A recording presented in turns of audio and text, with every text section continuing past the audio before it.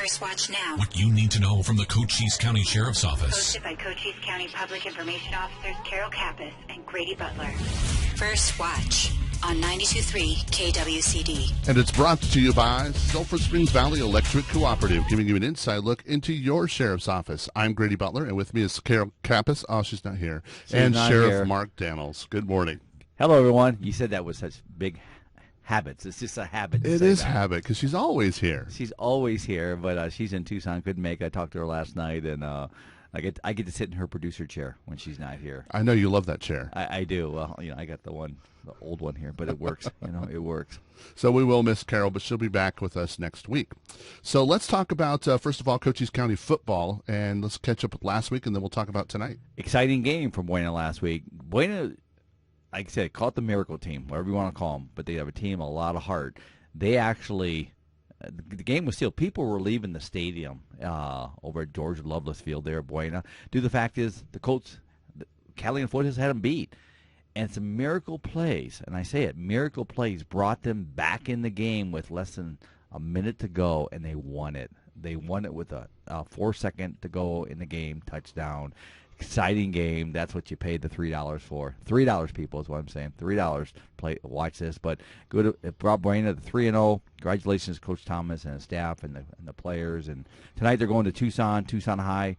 Unique about Tucson High, they got over 3,000 kids.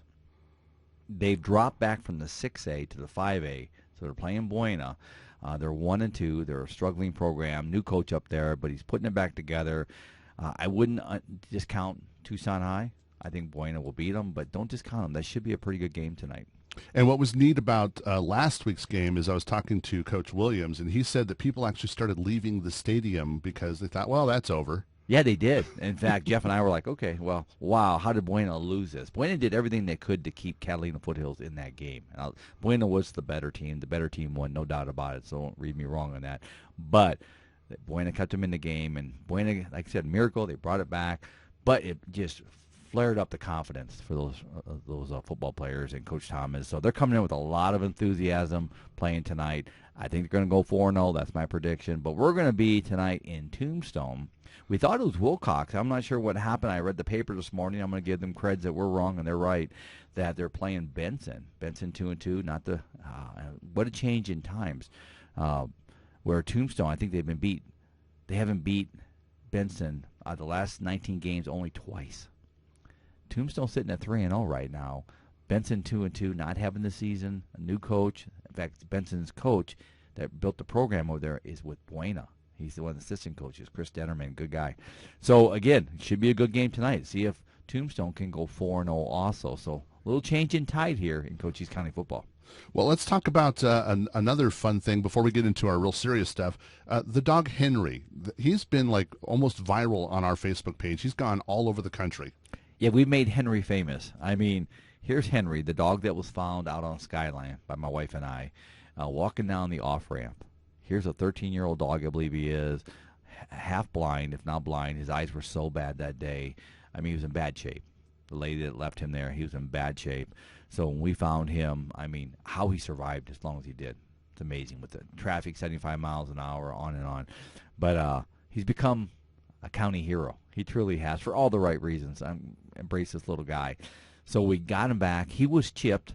We followed the chip back into Maricopa County, where he's adopted out of Maricopa County by a female up there that subsequently was charged for cruelty to animals for leaving him along I-10. But he's on the right path here. So he's been to the vet. He's been fixed up. His eyes have been fixed up. He still has an eye impairment that's going to be there until the little fellow leaves Earth here. But we're looking for some help with his vet bills, and let me just say, we got that taken care of too, but he's in foster care now. So, again, we put him back on our Facebook, and he looks so good. He's got his own pillow now, his royalty pillow. I mean, his eyes look better, but I want to give a big shout-out to Dion and Sherry Ethel for stepping up and helping, and through the Friends of the Service to Animal Shelter, the nonprofit there, for helping us do what we're doing. Thank you, Sherry and Dion, and to the all those membership of the Service to Animal Shelter for doing what they do. Thank you so much, and giving Henry a second chance there, too. Appreciate you. Yesterday you had a press conference. We're going to talk about that in a minute because I know that's why a lot of people are listening today. But we're going to jump back in the week to kind of cover some stuff we did before that. You went to Missouri. I went to Missouri, and by the way, for somebody that goes, oh my, the sheriff's traveling all over. Missouri actually contacted me, said, hey, will you come out and speak to at our annual conference? So they paid for me to go out there. Went out there and spoke to them, and just to share our reality with the border, our reality what's coming through our border, because what we see here is coming to their communities too. And so it was a very good conference. Enjoyed it. I went out on Monday, spoke on Tuesday, and came back early Wednesday morning, and right into what we're addressing here this week. And also we have a Borders to Backyards program, and we had some Ohio sheriffs come and visit to see what's actually happening here and how it affects them in Ohio. We're doing a lot with the state of Ohio, the Ohio sheriffs, because, again, it goes back to that, as we call it, Borders to the Backyards program, which is a funded program through a nonprofit where they help us bring these sheriffs. In fact, we have 8 major city police chiefs coming here in November. It's just exposing others to what we're dealing with here, and then we learn from them also. So it's a win-win on both sides. But the Ohio folks that were here, the sheriff and staff members that came down here, rode with our guys, and I was talking to them Wednesday night as I got back from Missouri, went over and spent some time with them, and they were telling me how much reality they're just shocked at what they saw. And I'll tell you a story what they saw.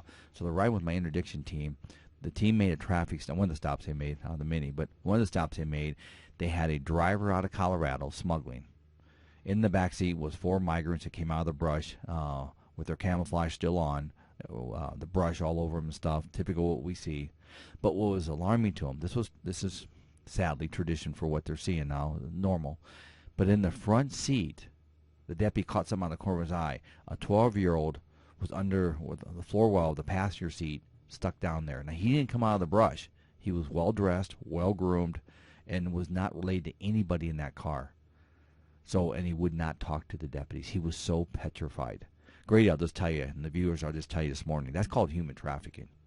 So we're working that case big time, trying to figure out who this little man is and where he needs to be, because that's why we do what we do, is the protection. Because what the cartels are doing to human beings, citizen or not, irrelevant, is exploitation. It's modern-day slavery. It's horrible what I'm seeing out there on the streets and my guys are seeing. So when we have these press conferences, we have these shows like this, and the Mini, I did one this morning, I'll wake up Tucson this morning, is if we're not doing this, these people are going to continue to be exploited. Somebody's got to step up and do something. That's why I call it the federal government pretty hard on that. And we're also investigating an assault. We do. We had a missing person out of another county that was located laying along the road, one of our county roads. I'm going to get a lot of detail on this one, but had been brutally beaten and brought from another county to here. He'd been changed 4 or 6 different times. In fact, he had some of the tie marks on his arm where they had him tied up and brutally beat him because he would not participate in smuggling. He wanted to get out, and they beat him down. So, again, my team's been working on that for the last 24 hours, and I'll just say this to you, and you can just see this escalation of crime that we're seeing here in this county. 18 months, over 23, actually give you the exact figure, I broke those down because of our press conference, 2,362 border-related offenses in our jail. Now everybody's like, oh, those are the migrant sheriff, those are all the illegals, the undocumented. Only 136 were foreign-born. The rest are U.S. citizens, like I'm describing to you right now. 344 pursuits were booked in our jail, 409 smugglers under the new statute, costing us over $6 million. That thanks to the state of Arizona for helping us out there. And in the 4 border counties, last year alone, 35 million fentanyl pills were seized out of the 4 Arizona counties. In fact, Arizona led the nation with 68 million pills last year, and that represents probably 5 to 10%. 90% are getting into communities every day because we're depleting our resources by taking Border Patrol off the border, the executive side of border enforcement, and putting them into processing. The infrastructure is fractured here. It truly is. Well, let's talk about your press conference that was yesterday. Why did you feel that you needed to do this press conference to tell everybody what's going on? Well, we did the press conference, and I apologize for my cough. I'm getting over being a cold here. But long story short is we learned this week, and this has been discussion. Let me just be completely transparent. We've been in discussion with Border Patrol leadership at the local level that street releases might occur. And what that means is They get processed, and they're just released into Cochise County at some designated spot. Our PAX here, Patrol Agent in Charge, have done a fabulous job of trying to prevent that. Well, unfortunately, the ceiling's fallen in at DHS, CPP. The fact is, they're getting so many people, 2,000 a day, coming into the Tucson sector alone. I mean, you look at that, what did they say, 7,400 or some crazy number, over the last several days. But either way, is the capacity is busting at the seams. So what they do, they bus them from other parts, and it's not happening in Cochise County. We got fight and flight. We got the non-give-ups. These are people are being bused from other parts of the border outside of Cochise County proper and being brought here, expedited on the processing. So they fill up a van of 11. They take them to the Safeway there in Bisbee, take them to places, the community center there in Douglas, for example, and just let them out of the van. Now, people are like, well, don't they give them money? Don't they give them places to eat? No. What you came across with, and the cartels took their money and took everything they have. So what you're doing is you're putting them in a subject road arena where the cartels are going to grab them again, and they're serving. So where's the American dream here? And number two is, and the mayor of Bisbee, I believe it was him yesterday, brought this up at the press conference, where a mom and her kids, I think 2 or 3 years old, is how he described it, and please don't quote me on all this. Go back and look at the press conference. But they were under a bridge yesterday. Night before last, because it was raining, if you all remember. And so they're under this bridge. How humane is that? And again, we're not a county with basic essentials. Heck, we have enough to take care of our own people here, let alone. And we all got big hearts. We all just want to help people. Don't get me wrong, but enough is enough. This is so inhumane. And so both our U.S. senators, Representative Siscamonte, the governor's office, sheriffs, we have brought this to the attention of D.C., and going into our third day of it, nothing's changed. Nothing's changed. And people are saying, well, what happens now, Sheriff? Well, there's no end game. Even Border Patrol says it's not going to get better because they keep coming because there's no consequences or rule of law.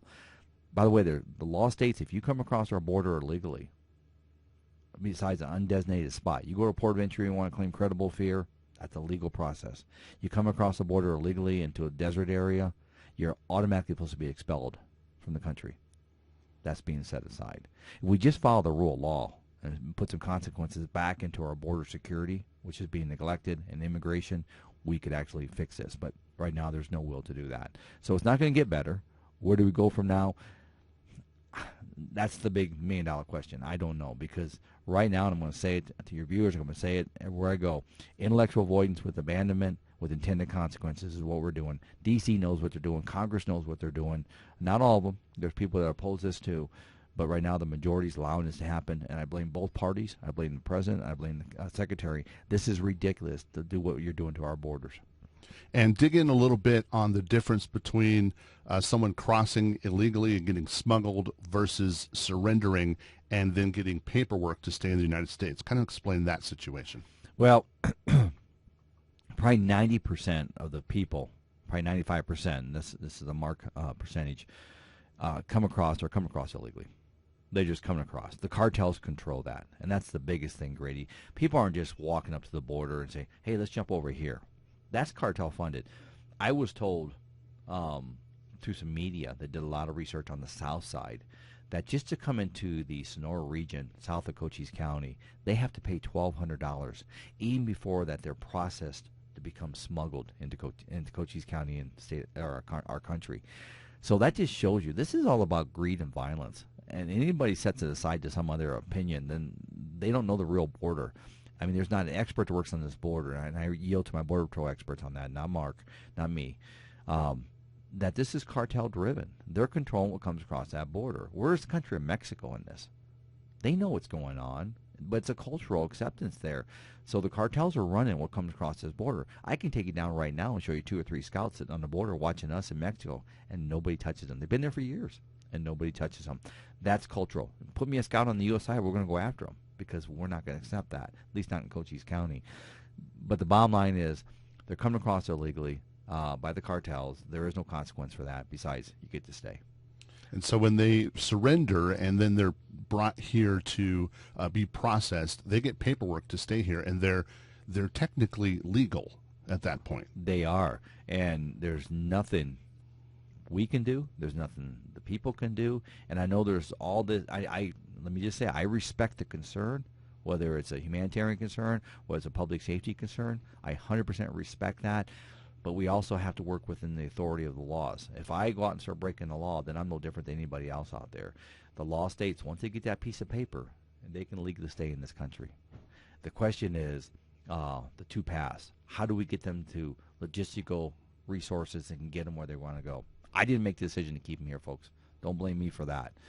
But the bottom line is wandering Cochise County looking for basic essentials of survival is not acceptable. It's just not acceptable, and I'll fight that all day. There's got to be logistical resources. And what I was told, a couple of things. Number one, they don't see it getting better. That's Border Patrol. Number two is the fact that the HS Health and Human Service, HSS, that provides the logistical support and financial support, it's a subcomponent of DHS, provides so much funding to Pima County. Well, they're going through that very quickly. I heard $2 million a month. Let me just say this. They're going to be out of money soon. Then what happens? You can see where this whole thing is just collapsing. Look at New York. Look at Washington, D.C. Mayor Bowser. Look at Mayor Adams. Screaming up in arms, hey, we don't have the funding, we don't have the resources. Wow, if you don't have the resources, and the federal government just dropped over $100 million, I think it was, over in New York, in the city of New York, to help this. Ask me how much we've got, Grady. The answer is zero. We get zero for Cochise County. And I applaud Pima for doing what they do because we need them. We actually do. But right now, the whole system is just fractured, and nobody wants to put an eye on this to fix it from the federal government. They prepared it. They planned it. They broke it. They need to fix it. Another comment in the Facebook of the press conference from yesterday is the locations where they're being dropped off. And I know we've kind of talked about it again today, but let's put a spotlight on that. Where are these people being released in Cochise County at this time? Right now, Bisbee, it's a Safeway.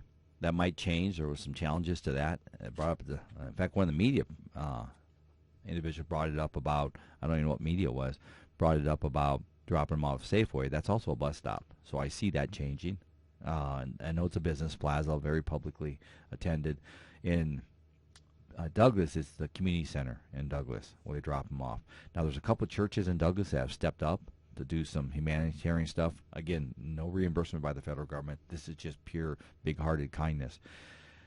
They're asking for some more help on some churches out of Bisbee and other organizations. I know some individuals have gone down there just to help. But again, they put this on the community's back. Something we did, again, we have not created. I'm a sheriff for public safety. That's what I'm elected for. And I'm right in the middle of this because I understand the people's concerns. I understand the humanitarian concern of this because that's part of our objectives at the national sheriff level, public safety, national security, and humanitarian. But we're doing everything we can. And I have limited resources. What do I do as a sheriff? But I can be loud as a voice to say, this is broke, fix it. So we're going to continue on that voice. We're going to continue to be loud on this. We're going to continue until we get some answers from D.C., not the avoidance and abandonment that we're seeing. And I'll just say this. The morale for the agents, and I applaud them till the day is long, for what they're doing and what they're dealing with is in the dirt right now. Totally in the dirt. Think about what they're going through. I mean, and this, I just, they need so much support from our community. Please give it to your Border Patrol agents right now for what they're going through. But when it comes to D.C., I have such a hard time right now. I have such a hard time with that. And you talked about the voice and all of us getting together to speak as one voice, and that's exactly what happened at the press conference yesterday. It was mayors, police chiefs. You had a lot of people standing behind you and spoke, and I invite everybody to go watch that. It's on our Facebook page right now. You know, let me just say, when you can get every mayor but one was there, and he couldn't be there, but expressed and sent his support. All the police chiefs that were in the county were there because there's also a police chief conference in Laughlin where they're learning a lot, I'm sure. I say Laughlin, that's a joke, everybody. But they all showed up. And then you had DPS show up. The state was there. So your state and locals came together as a unified front. Clea McCall led the charge for the city of Sierra Vista with the mayors. When he called me, I had a couple other mayors. We talked about doing a press conference. Brian McIntyre was there. Ann English was there. We all came together with a common theme. This is wrong. And we spoke on that. And I know there were some comments, Grady, they weren't mean enough. well, I'm sorry we didn't knock over the podium or throw glass or throw bottles and things like that. That's not what community leaders do. Community leaders bring out transparency, what we're dealing with, what we're going to do. But my message to me was clear. Nothing changes. We're going to enforce the rule of law, as we always have. Citizen or not, you break the law, you get charged. Very simply put. But the people have a right to know what's going on in their county. They elected me. I work for the people, and that's what that conference is all about. And pretty much everybody had the same thoughts when it came to that. And again, I invite everybody to go watch that as we close out this segment of the show. It's about 40 minutes, but there's a lot of good information in it. So please go watch that. It's on the Cochise County Sheriff's Facebook page. Well, since we did something so heavy, let's turn to something light immediately to kind of just lighten the mood. Now, we talked about Henry, the dog, and how he kind of went viral for us on our Facebook page. But DPS tried to one-up us. I think they did one-up us. You know, some of the Arizona sheriffs are giving me heck because of Henry. You know, I mean, my guys were like, we can go out and solve 3 murders, Sheriff, and we get no response on our Facebook. You find a blind dog and you're famous. I don't get it. I said, no, Henry's famous. He's part of my mascot for the campaign coming up, by the way. But DPS found a baby donkey along I-10. I question if they didn't plant that there. I'm just joking, DPS troopers out there. But so they have a baby donkey, and there's a big story in the news, and I'm like, there goes my Henry story. We're going to get buried into the animal world. But we're going to still promote Henry. But, yeah, they found a baby donkey. Who finds baby donkeys on I-10? But they found one. So kudos to the trooper, kudos to the DPS, and because they saved it. A baby donkey run down I-10 is just an accident waiting to happen and a death waiting to happen. So kudos to the trooper, but they had their donkey story. So if you want to turn them to another cool story, DPS, look for their baby donkey story. It's out there. It came out today. All right. And Oktoberfest is tonight. It is. Oktoberfest tonight and football tonight. Big weekend. And if you haven't been to Oktoberfest, it'll be packed. It always is. And so exciting time as we kick off. It really brings in the fall. It truly does. Brings in the fall for us, and people get out there, and I love it now. We wake up in the morning, and the windows are open, and it's kind of chilly. I love it. It's been but it's going to be a hot weekend, too, everybody. Drink water. Yes. And then coming up next week, we have the Cochise County Fair. Cochise County Fair, and that's iconic. It's America's county fair. It really is. Throughout 3,000-some counties in this country, I think 3,081 to be exact, everybody has county fairs. And we're having ours, and I know there's a lot of people don't go to as much as they used to, but come see our county fair. And I get invites every year from the 4-H kids, the FFA kids that do their livestock, and they have the judging. So I always make sure I go there on Sundays and then Saturdays to watch the livestock be judged, mainly because of supporting our youth. That's such a cool thing, And then, as we know, Jackie Clay and I did a contest a couple of years ago. We milked the goat, and Jackie lost miserably. And so she's still living that. And so next time she's on the show, make sure she hears that. Please let her have that. And if she's listening this morning going to work, she's pulling the car over right now because she's steaming right now. She's going to send me a text. That's not true. I beat you. Yeah. We got a video of that, Jackie. And that leads us into our safety message of the week, because so many festivities are out there. There's a lot of drinking that happens, and that's fine. Have fun, but don't drink and drive. Don't drink and drive. As you just saw here recently on one of our deployments a week and a half ago, we had 9 impaired drivers. And to be arrested for DUI in the state of Arizona, it's to the slightest degree. To the slightest degree. Not puking down drunk, falling down drunk. It's to the slightest degree. Folks, with Uber, we're a small community. Walk home. Find a friend. Whatever it is. Do not drive a motor vehicle. Do not drive a motor vehicle, and the consequences can be deadly. And don't forget your reputation and all that, too. If you get popped for DUI, a little fracture on the reputation, too. So, again, don't drink and drive. And I understand that you have 2 stops of the week. 2 stops of the week. One was on those electric bicycles. We're seeing them everywhere. Let me remind you all, if you drive an electric bicycle, that you have to obey the rules of the road. And we had one the other day that I stopped going down the highway in traffic, in and out traffic. And my biggest concern, besides the traffic violations, because you got to flow with traffic, you can't impede traffic. Bicycles are not exempt from that, whether you got a motor assist on that or not. But I stopped him. I said, listen, man, you're going to get killed out here. Yeah, I'm a little concerned about that, Sheriff. I said, well, you get off the road. But and he came all the way from Palominas on 92, so you can imagine. And there's not a lot of shoulder, especially when you get into the Circle K coming into town area. And then the second part about it, my other stop was I stopped a car over in Tombstone. Windshield all busted up. Folks, you can't have a windshield busted up. That is against the law. It's called integrity to your windshield. Long story short is he had no driver's license, no registration, no paperwork on the car, and no insurance. And he told me, he said, listen, but I'm only driving around town.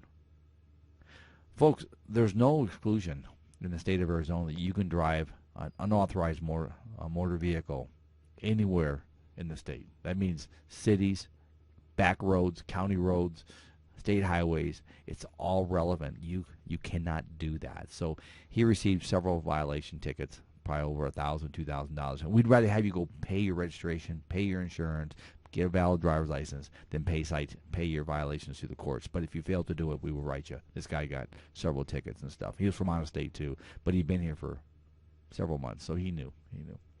Well, Sheriff, before you go, invite everybody out to Cochise County football. Please tune in with us tonight, 92.3. We're going to be pregame at 6:30, game kickoff at 7. Hope you tune in with us tonight. Tombstone and Benson tonight. Thanks, everyone. First Watch on KWCD Country is brought to you by Sulphur Springs Valley Electric Cooperative. Public Information Officer Carol Kappas and Grady Butler. On 92.3 KWCD. And it's brought to you by Sulphur Springs Valley Electric Cooperative, giving you an inside look into your sheriff's office. And in the studio with us now, our sponsors, Sulphur Springs Valley Electric Cooperative, and we've got Eric Peterman, Public Information Officer for SSVEC. Good morning. Good morning. How are you this morning? I'm wonderful. Well, you've brought us a very special guest today. Why don't you do the introduction? Well, I'm honored to introduce Marcus Harston.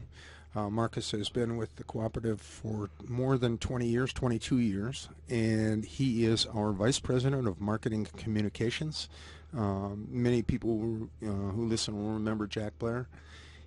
We've restructured the organization, and Marcus is our Vice President of Marketing and Communications. So his role is a bit more expansive, but he's bringing today's message.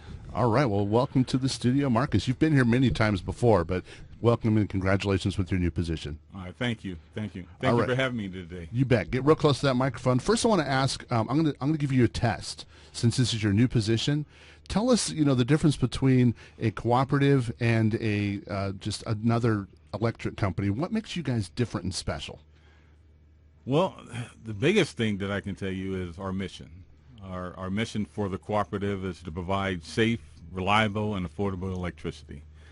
So being that, we are member-owned. So as a member of the cooperative, everybody pays $5. When we first came to be a cooperative, the membership was $5, so it's still $5.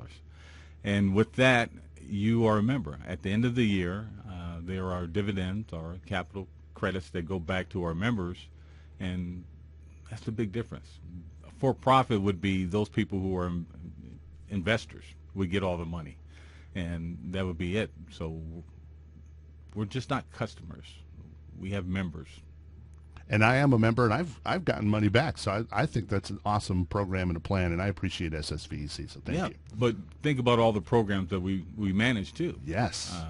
We have an audit program. We have youth programs, Washington Youth Tour Trip. We manage the science fair for this part of the state, the Yes Fair, and that's going to be starting up pretty soon. And then we send kids to Washington, D.C. with the Washington, D.C. program. I mean, the youth programs are probably our number one concern in our communities.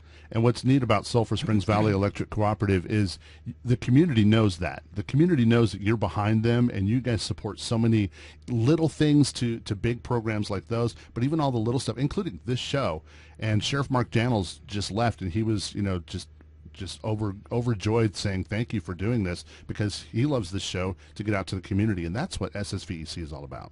Yes. I mean, I was community relations manager till I got this position all those years, and I was everywhere, and everywhere you go we sponsor something. We help out in the community, baseball, softball, football, schools, science, also some other things that happen in the community. We step up and we help out when we need to. Well, we appreciate what Sulphur Springs Valley Electric Cooperative does for this community.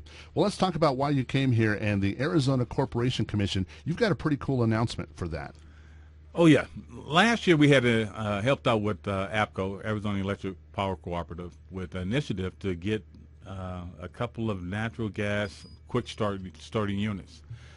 We have to go through they have to go through the ACC. And I say we because we're part of their cooperative just like we are. And we're part owners of that cooperative. So we're members of it too. Arizona Corporation Commission, we have to go there and we have to ask them for financing. So they did that last year. We had tremendous support from our community. We had letters that were sent. We had people that went to an online link that they could go ahead and sign up for and to just show their support. And we also had a bus. And we had other cooperatives in the state too show up and go to the ACC for a meeting and actually got a chance to stand up and talk. And we've already started that initiative again for 2 more units this year. So that can do nothing but support everything that we do for electricity here in Cochise County. So when you say quick start, how long does it take for like one to usually start? I mean, how quick are we talking? Well, normally at the plant now, the older units that they have to overlap. So takes you over a day, maybe more sometime, depending on what they have to do, get it up and running, and then kind of let it run for a while. So it's not producing electricity, it's just running and doing what it does. So you have 2 units running at the same time. And then you take one down and you put the other one back up. And what happens is if one of them, something happens, you have to wait a longer period of time to get there. These new units will fire up really quickly. So that is a benefit to everybody. So whenever we get that close to peak demand, we don't have to go out on the open market and try to buy electricity. Because if it's at peak demand, the cost of electricity gets really high. I got you. So if the plant is able to go ahead and just start another unit, then they can save money because it's cheaper to produce your own electricity than buying it. All right.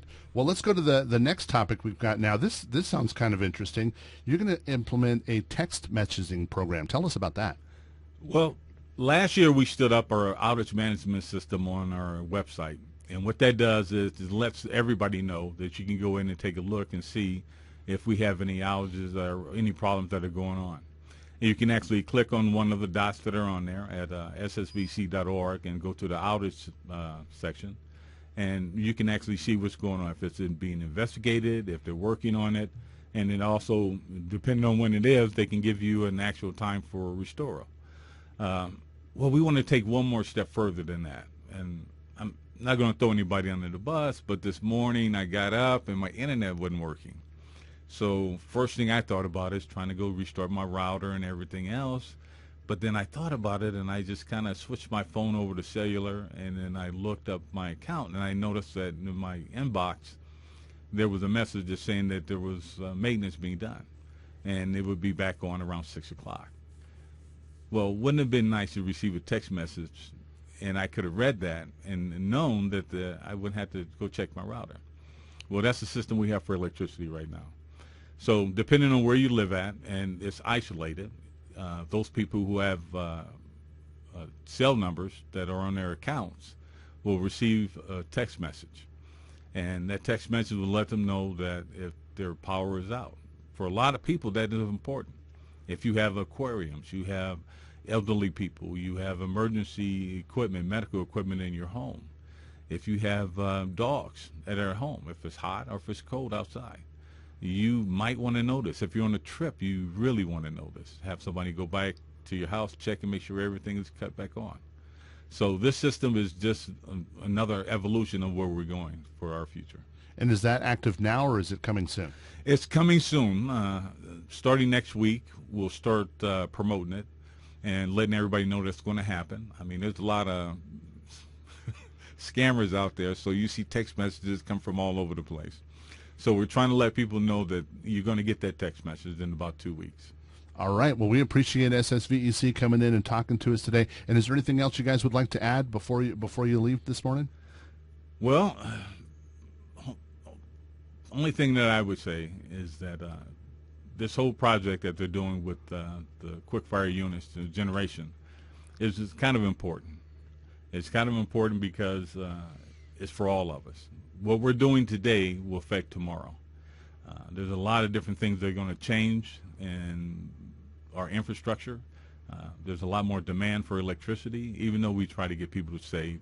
there are things that we buy, businesses and whatnot that continue on. But we might want to look at this in the future as being something that's going to help us in the long run. All right. Well, we thank you for coming and talking to us today. And on behalf of the community, thank you for SSVEC and all you do for us. And on behalf of the Sheriff's Office, thank you for sponsoring this show right here. We really appreciate you guys at Sulphur Springs Valley Electric Cooperative. Thank you. First Watch on KWCD is brought to you by Sulphur Springs Valley Electric Cooperative. You've been listening to First Watch with the Cochise County Sheriff's Office. Hosted by Cochise County Public Information Officers Carol Kappas and Grady Butler. Join us again next Friday morning, 7 to 8 a.m. First Watch. What you need to know from the Cochise County Sheriff's Office. Only on 92.3 KWCD.